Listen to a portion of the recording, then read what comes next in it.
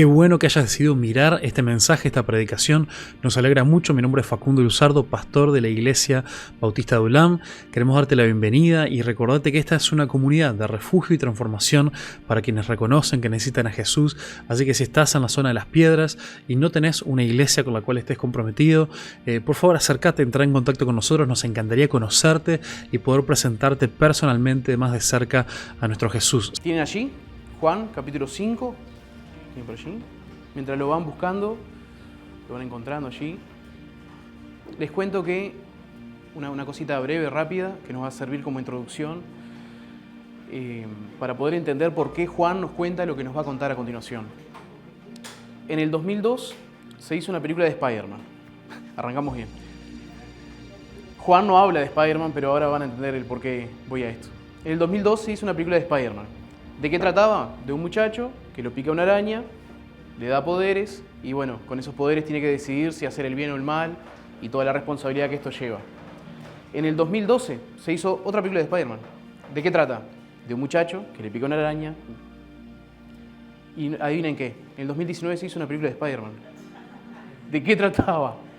De un muchacho, esto con diferentes actores, pero lo más importante, y por eso lo traigo a colación, es que cada una de estas películas fue escrita por diferentes directores, un diferente equipo de guión.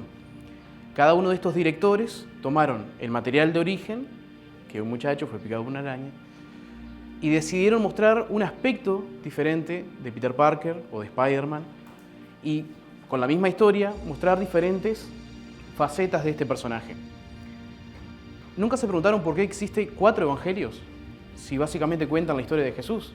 Jesús nació, tuvo un ministerio, murió en la cruz, resucitó para gloria de todos nosotros, para salvación de todos nosotros. Pero existen 4 evangelios. ¿Por qué razón? Porque cada uno de esos evangelios fue escrito por un director diferente, el que nos quiere mostrar diferentes aspectos de Jesús, diferentes aspectos del ministerio de Jesús o diferentes facetas.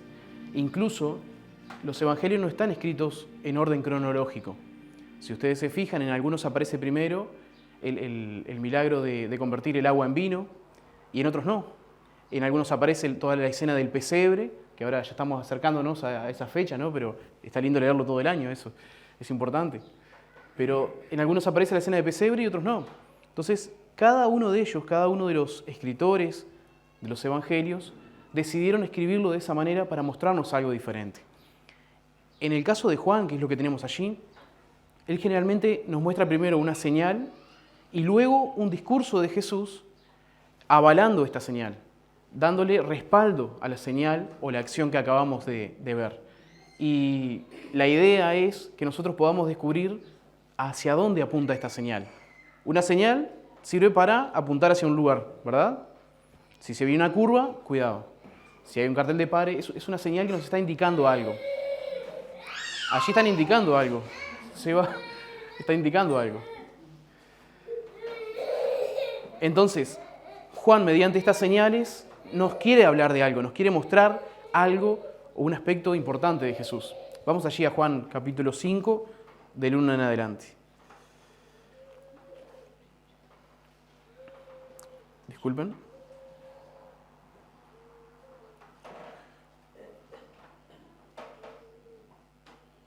Ahora sí. Después de estas cosas, había una fiesta de los judíos y subió Jesús a Jerusalén. Y ahí en Jerusalén, cerca de la puerta de las ovejas, un estanque, llamado en hebreo Betesda, el cual tiene 5 pórticos. En estos yacía una multitud de enfermos, ciegos, cojos y paralíticos, que esperaban el movimiento de las aguas. Versículo 4. Porque un ángel descendía de tiempo en tiempo al estanque y agitaba las aguas. Y el primero que descendía al estanque, después del movimiento de las aguas, quedaba sano de cualquier enfermedad que tuviese. Y había allí un hombre que hacía 38 años que estaba enfermo. Recuerden ese número, esa cantidad de tiempo. Versículo 6. Cuando Jesús lo vio acostado y supo que llevaba ya mucho tiempo así, le dijo, ¿quieres ser sano? El Señor le respondió el enfermo, no tengo quien me meta en el estanque cuando se agitan las aguas, y entre tanto que yo voy, otro desciende antes que yo. Jesús le dijo, levántate, toma tu lecho y anda. Y al instante aquel hombre fue sanado y tomó su lecho y anduvo. Y era día de reposo aquel día. Entonces los judíos dijeron a aquel que había sido sano: es día de reposo, no te es lícito llevar tu lecho. Él le respondió: el que me sanó me dijo: toma tu lecho y anda. Entonces le preguntaron: ¿quién es el que te dijo eso? Toma tu lecho y anda. Y el que había sido sanado no sabía quién fuese, porque Jesús se había apartado de la gente que estaba en aquel lugar. Después le halló Jesús en el templo y le dijo: mira, al que había sido sanado, ¿verdad? Mira, has sido sanado, no peques más para que no venga alguna cosa peor. El hombre fue y dio aviso a los judíos que Jesús era el que lo había sanado. Y por esta causa los judíos perseguían a Jesús y procuraban matarlo, porque hacía estas cosas en día de reposo. El 17, y Jesús le respondió: mi Padre hasta ahora trabaja y yo trabajo. Por esto los judíos aún más procuraban matarlo, porque no solo quebrantaba la ley del día de reposo, sino que también decía que Dios era su propio Padre, haciéndose igual a Dios. Entonces, vamos a dividir esta historia en personajes, en lugares y en momentos. Personajes tenemos a Jesús, tenemos al que fue sano en ese momento, a los demás que estaban esperando esta sanidad y a los judíos. ¿Ok? Esos son los personajes de esta historia que Juan nos cuenta. El lugar, tenemos el estanque de Betesda y la iglesia, la congregación donde se encontró Jesús con este hombre. Respecto al estanque, en nuevas versiones, en la nueva versión internacional o en otras versiones, si se fijan, el versículo 4 no aparece, salta del 3 al 5. ¿Y esto por qué? Porque, ¿qué dice el 4? ¿Quién tiene allí la Reina Valera? Yo se los leo. Porque un ángel descendía de tiempo en tiempo al estanque y agitaba las aguas, y el primero que descendía al estanque, después del movimiento de las aguas, quedaba sano de cualquier enfermedad que tuviese. ¿Por qué razón el versículo 4 no aparece? ¿Se olvidaron? Esa vez que cuando escribieron la Biblia allí se olvidaron de ese versículo. No. Porque, ¿qué pasa? Cada vez que va apareciendo, más acá en el tiempo, nuevo material escrito de aquel tiempo, se van corrigiendo las versiones. Por eso es nueva versión internacional. Se van corrigiendo las versiones. Entonces, en el original, lo más probable que quien escribió el Evangelio de Juan no puso eso allí, sino que fue agregado por algún escriba o por alguno que conocía la tradición judía de aquel tiempo. Es decir, si nosotros nos fijamos en la Biblia, si buscamos en Éxodo, en Génesis, en Levítico, no hay en ninguna parte que diga que Dios envió a un ángel a un lugar, a un estanque, para hacer que esas aguas fueran mágicas, que fueran aguas de Disney, que fueran aguas con poderes mágicos. Acá en Uruguay tenemos Salto, que son aguas termales, pero no llegan a esto, no llegan a este estanque. Entonces lo más probable es que esto fuera una costumbre de aquel tiempo, fuera una historia de aquel tiempo, pero no sabemos si es verídica, no sabemos si realmente a un ángel iba y movía esas aguas. No tenemos material para afirmar eso. Por eso en muchas versiones se quita el versículo 4, porque seguramente era parte de la tradición judía, pero no necesariamente algo que realmente ocurría. ¿Hasta ahí estamos bien? Entonces no nos vamos a centrar en el estanque de Betesda. No vamos ahora el agua milagrosa que trajeron allí, vamos a repartirla. No, eso es en otro canal. Eso es otra gente que hace eso. Entonces no nos vamos a basar demasiado en el estanque de Betesda. Pero por ejemplo sí en el corazón de los judíos, en el corazón de aquel tiempo. Este versículo a mí cuando lo leía y preparaba esto me hizo enojar un poquito con ellos, enojarme un poquito con los religiosos de la época. Porque en el versículo 10 dice: entonces los judíos dijeron a aquel que había sido sano: es día de reposo, no es lícito llevar tu lecho. ¿Está? Ok, era día de reposo, no se podía hacer eso según la ley, pero sí estar sano, sí estar mendigando, sí estar allí al lado de un estanque. Los judíos estaban preocupados que se cumpliera la ley, pero les interesaba muy poco los que estaban allí, los necesitados. Les preocupaba muy poco que ellos anduvieran ahí. Eran parte del mobiliario del templo casi, de la ciudad. Había un árbol, un cojo, un estanque, unas flores.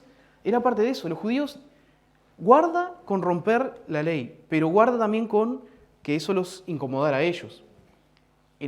Durante los 4 evangelios vemos que el corazón de los fariseos, el corazón de los judíos, no es el correcto.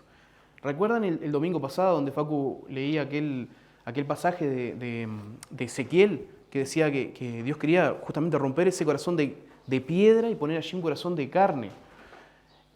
Estos judíos, estos fariseos, estos sabedores de la ley, no estaban aplicando de forma correcta la ley. Su corazón no estaba bien, su corazón no estaba centrado conforme la ley. Entonces este pasaje, digo, se preocuparon que este leproso, que este paralítico, no caminara un día de reposo, pero no se preocuparon antes de él. Entonces, esto da una señal de que el corazón de ellos no era el correcto, que el corazón de los judíos en aquel momento no era el correcto. No estar preocupándose de esas pequeñas cosas para no salirse del guión. Recién pasó algo que no sé si ustedes se dieron cuenta, pero Seba no fue con los niños enseguida. Cuando se llamó a los niños, Seba no fue, se quedó acá. Pero en un momento dijo, opa, quedé solo, soy el más pequeño, vámonos de acá.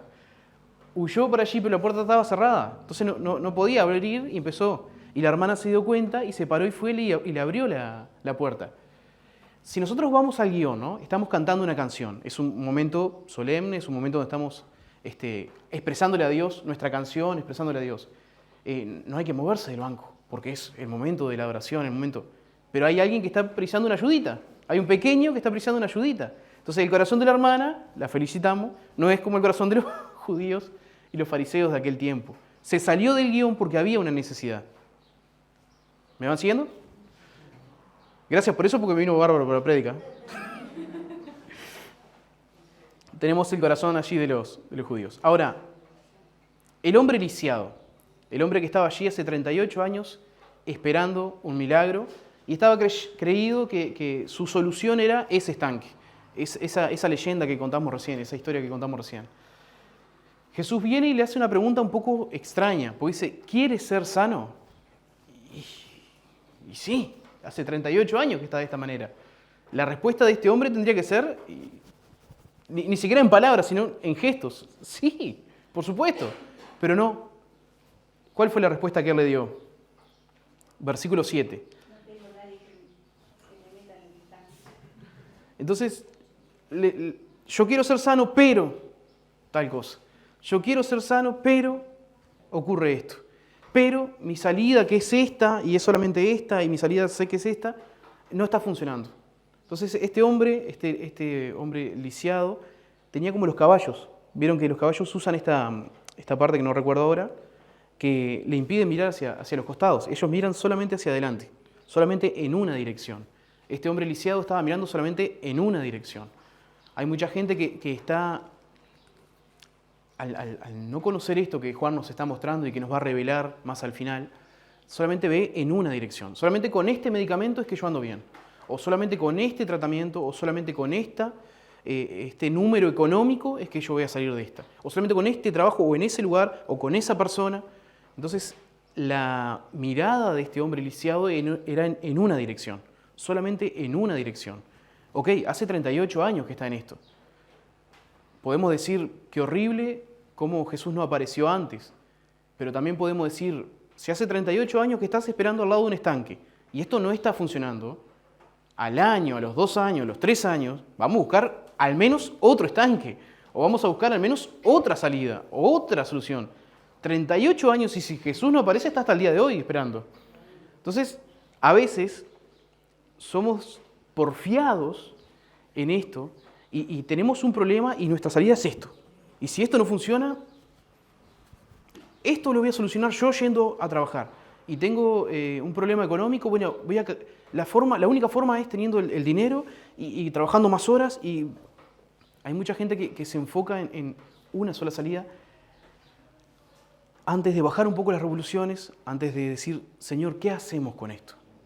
¿Qué hago con esto? No puedo con esto, para mí es de esta manera, pero capaz que hay otro abanico de posibilidades o hay otro abanico de cosas que Dios nos quiere mostrar. Incluso Jesús más adelante en el 14 le habla no solamente de su sanidad, sino que le habla de algo mucho mayor que es más importante. En el 14 dice, después le halló Jesús en el templo y le dijo, mira, has sido sano, no peques más para que no te venga alguna cosa peor. Jesús acá le habla no solamente de sanidad, sino también de salvación. Y más que la sanidad, Jesús, ok, lo deja sano, Pero el trabajo completo está cuando él obtiene la salvación, cuando entiende que no pecando y reconociendo a Jesús, él alcanza la salvación a través de Jesús. Eso es lo más importante en este caso para este hombre y en realidad para cada uno de nosotros. Podemos tener sanidad o podemos salir de ese problema económico o podemos salir de esa dificultad, pero siempre lo más importante va a ser tener esa relación con Jesús. Lo más importante va a ser poder alcanzar esa confianza con Jesús y esa relación propia y personal con el Señor. Más importante que la salud del cuerpo siempre va a ser la salud del alma. Y acá quiero hacer dos aclaraciones respecto a esto, porque vieron que dice, no peques más para que no te venga alguna cosa peor. Esto es bueno aclararlo. Cuando una persona tiene una enfermedad, no necesariamente es por un pecado.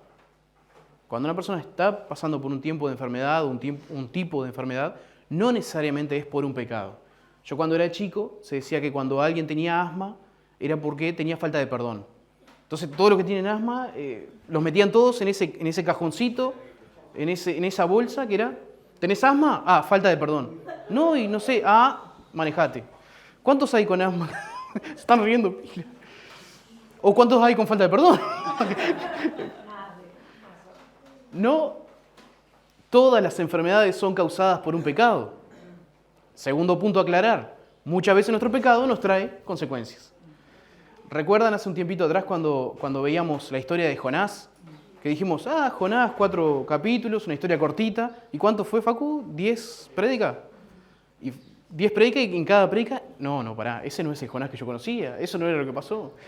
En una de ellas, Facundo hablaba acerca de la tempestad, ese tiempo de tempestad, y cómo a causa de Jonás, por estar metido en ese barco, había complicado al capitán, a los marineros y a esa barca que estaba a punto de quebrarse, de hundir, de naufragar.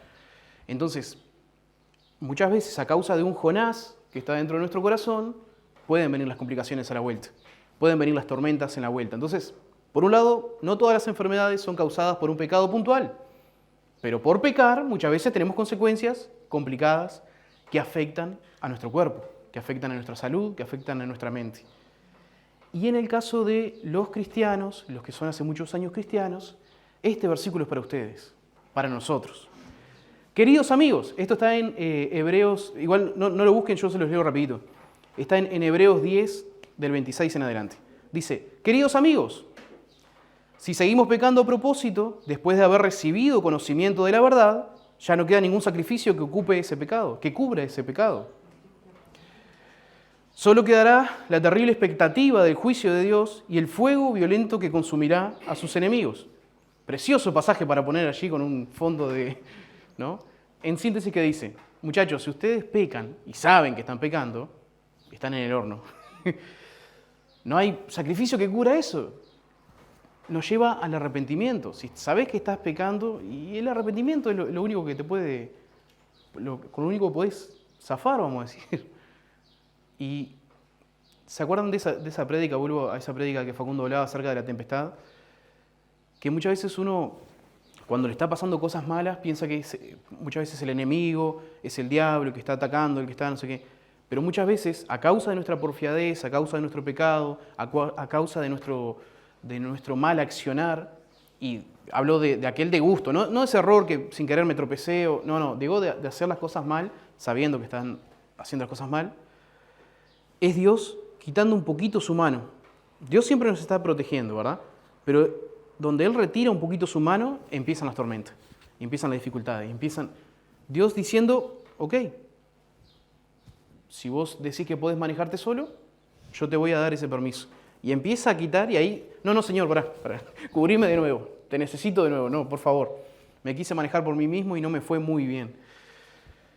Entonces, habiendo aclarado esto, lo que Jesús apuntaba principalmente era a la salvación de este hombre. Pero Juan, ¿a dónde nos lleva? Juan nos está mostrando esto, ¿verdad? Hasta el momento había un paralítico en un estanque esperando una sanidad, viene Jesús, lo sana, los fariseos se enojan porque este hombre está caminando un día de reposo que estaba prohibido en la ley. Le preguntan, ¿quién te sanó? No lo sé, no tengo idea.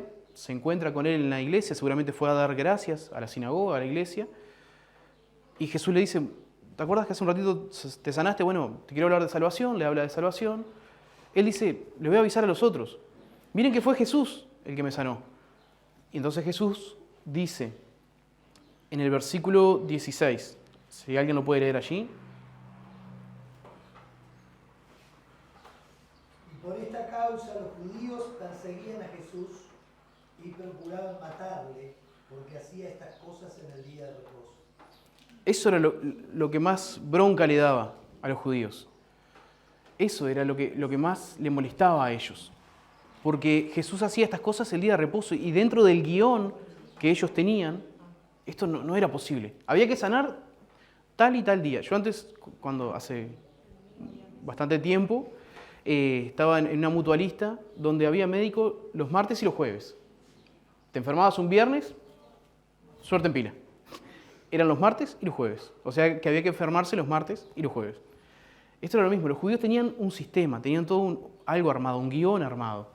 Había en esa mutualista, acá en Las Piedras, había otros médicos que sí tenían que ir a Montevideo. Cuestión. No voy a nombrarlo porque no quiero juicios de por medio. Pero lo que voy es que ellos tenían una estructura. Y si salía de esa estructura, Jesús, viendo la necesidad de este hombre, no iba a esperar, sí, mira, venite mañana que te sano. No, en el momento lo sanó. Entonces, esto nos lleva a pensar cómo está nuestro corazón. Cómo está nuestro corazón para poder recibir esta verdad. Juan nos está apuntando a un Jesús que está obrando. El versículo 15 dice, mi Padre trabaja, por tanto yo trabajo. Era una relación muy fuerte la de Dios y la de Jesús. Tan fuerte, tan unida, que cuando Dios estaba obrando, Jesús también estaba obrando. Si nosotros reconocemos a Dios, estamos reconociendo a Jesús. Y si nosotros reconocemos a Jesús, estamos reconociendo a Dios. Y acá se nos abre una verdad y una realidad muy fuerte. Es que Dios está obrando. Dios está trabajando. Jesús acá a los judíos les da esta respuesta corta. Si ustedes se fijan en esas Biblias donde está marcado en rojo, cuando Jesús habla, dice que los fariseos se enojaron con él y él le da una respuesta cortita. Mi Padre trabaja, por tanto yo trabajo. ¿No? Dios está obrando, por tanto yo estoy obrando. Siguiente versículo, que fue el que leyó Luis, dice que lo querían matar porque hacía... Y después de ahí, Jesús da un discurso impresionante, que está todo en rojo, si su Biblia aparece en rojo donde habla Jesús, está absolutamente todo en rojo. Un discurso afirmando todo esto, diciéndole, yo se los leo rapidito. El 19 dice, entonces Jesús explicó. O sea, no se quedaron con la respuesta corta, podrían haberse quedado con eso. ¿No? ¿No les gustó? Bueno, les doy la larga, dice Jesús. Les doy la respuesta larga y agárrense. Yo voy a leer solamente unos versículos. Jesús les explicó, les digo la verdad, el Hijo no puede hacer nada por su propia cuenta, solo hace lo que ve hacer al Padre. Todo lo que hace el Padre también lo hace el Hijo. Pues el Padre ama al Hijo y le muestra todo lo que hace. De hecho, el Padre le mostrará cómo hacer cosas más trascendentes que sanar a este hombre. Entonces ustedes quedarán realmente asombrados. Pues así como el Padre da vida y resucita a los muertos, también el Hijo da vida a quien Él quiere.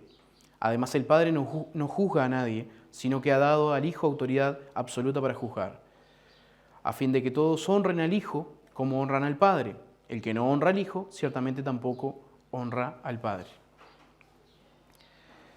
Entonces, Juan nos está diciendo, les voy a mostrar esta señal, Jesús sanando a este hombre, apuntando hacia dónde, hacia un Jesús que está obrando.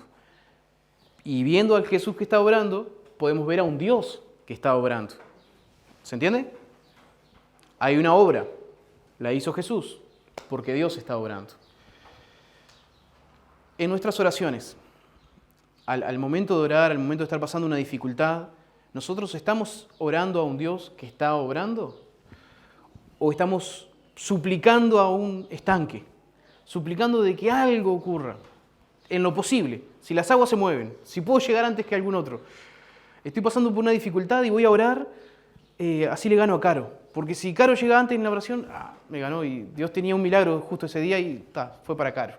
O fue para Daniel, o estoy orando con un conocimiento de decir, voy a orar a un Dios que obra, a un Dios vivo, a un Jesús que está obrando. Les cuento un testimonio, porque uno siempre cuenta las ganadas, le voy a contar una perdida. Hace poco tiempo estábamos esperando un resultado de mi madre, de un examen médico, y durante ese día el hámster de acá arriba estaba pensamientos y estaba orando. No es que ese día me preocupé y no oré. Sí, oré. Pero oré tipo, Señor, por favor, y no sé qué, por favor, y Señor, que salga bien el resultado, y bla, bla, bla, bla. Pero no oré con esa fe de decir, no, ese resultado va a estar bien en el nombre de Jesús, eso va a ocurrir, eso va a ser para bien, no la van a tener que volver a operar. No, la oración mía era, por favor, Señor, no seas malo, por favor, que salga bien eso, que salga. El hámster de la mente estaba a full. El resultado salió bien, pero el hámster no se enteró. Entonces durante esa noche me costó horrible dormir y tuve un episodio de insomnio donde tenía los ojos así, como si hubiera tomado mate o café, o el hámster tomó mate, no tengo idea. Pero lo que voy es que la falta de fe, por mi parte, la falta de hacer esa oración no creyendo en un Dios que estaba obrando, sino en, por favor, que el estanque se mueva, ese tipo de oración no me ayudó en mi tranquilidad, no ayudó a tener paz, no me ayudó, sino que lo que hoy actualmente me ayuda es decir, tengo que orar con más fe, tengo que creer más en este Dios que está obrando. Entonces, yo puse algunos ejemplos de fe, ¿no? Que cuando a veces leemos ciertos episodios en la Biblia y nos asombramos y decimos, qué bueno que estuvo, al querer aplicarlo a nuestra vida, queremos quedarnos con la rosa pero sin tener las espinas. Queremos quedarnos con la casa pero sin pagarla. Queremos caminar sobre el agua, pero no queremos mojarnos. No queremos subirnos arriba de la barca. Queremos seguir a Jesús, pero no queremos que nos rechacen. Queremos salir del pozo de los leones o salir del horno de fuego como Daniel, pero no queremos entrar ahí. Porque que el calor, que los leones, que no queremos primero pasar por ese tiempo. Queremos sí la espuma de la Coca-Cola, ¿tá? Pero no queremos pasar por esos lugares. Por eso, ¿recuerdan aquel pasaje donde dice que un hombre construyó su casa sobre la arena y otro hombre construyó su casa sobre la roca firme? Y la tormenta vino para el que estaba en la arena, esta casa que estaba construida en la arena, y se vino abajo. Y la tormenta vino sobre este hombre que había construido la casa sobre roca firme, y se mantuvo. La tormenta vino para los dos, para el que había construido su casa en la arena y para el que había construido su casa sobre la roca. Entonces las tormentas vienen, las situaciones pasan, las dificultades llegan. El tema es dónde nosotros nos paramos. Entonces, al orar, teniendo en cuenta lo que Juan nos está enseñando, lo que el Evangelio de Juan nos está enseñando, decir, me voy a parar en esta verdad que es Jesús está obrando, Dios está obrando, Él no está de brazos cruzados, aunque yo no lo pueda ver, aunque yo no lo esté viendo en este momento, aunque este examen haya salido mal, aunque esta dificultad me está complicando, aunque esta enfermedad me está complicando, Dios está obrando. Es lo que Juan me está apuntando y lo que me está señalando. Evidencias de que Dios no es un Dios enyesado. ¿Enyesado? ¿Dije bien? Sí. Con yesos. ¿Ok? Con un yeso. Evidencias. Salmos 121.3 dice, no se duerme el que te guarda. Josué 1.5, no te dejará ni te desamparará. Jeremías 20, Dios está contigo como poderoso gigante. Deuteronomios 31, el Señor irá contigo, no te dejará, no temas. Algunas acciones que Dios está contigo, no se duerme, viene contigo, está como poderoso gigante. El Dios del Antiguo Testamento y el Dios que se movía junto con Jesús sanando enfermos, sigue estando. Él no se fue de vacaciones, no se jubiló, Dios sigue obrando y Dios está obrando hasta el día de hoy, hasta este momento. Voy a mencionar algunas cosas para que esto te haga carne. Aunque estés enfermo, Dios está obrando. Aunque los papeles no salgan, Dios está obrando. Aunque mis padres se separen, Dios está obrando. Aunque mi economía se quiebre, Dios está obrando. Aunque pierda un hijo, Dios está obrando. Aunque no sepa ni qué decir, Dios está obrando.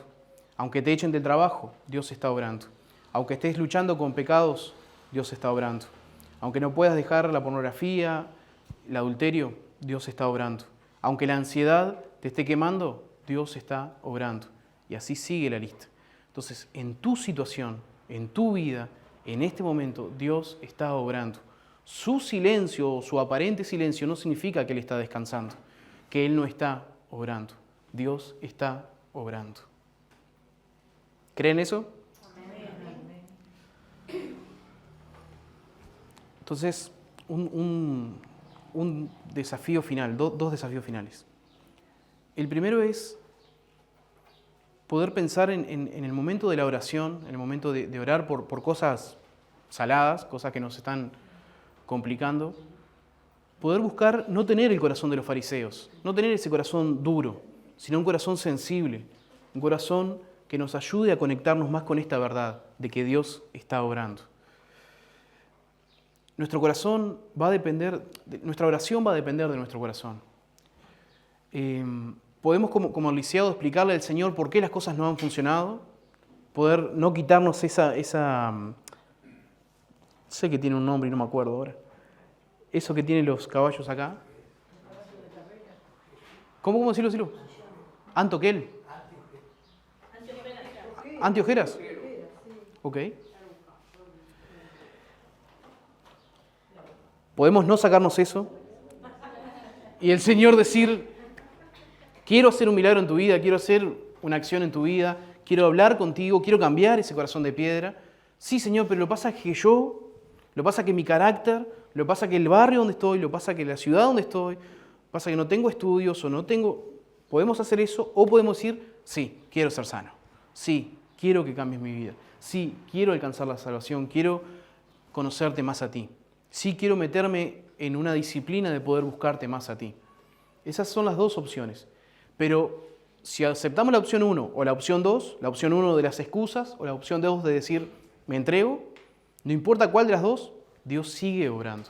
Dios sigue insistiendo en tu vida. Dios va a seguir insistiendo en tu vida para revelarse delante de ti, mediante su palabra, mediante oración, mediante otros hermanos.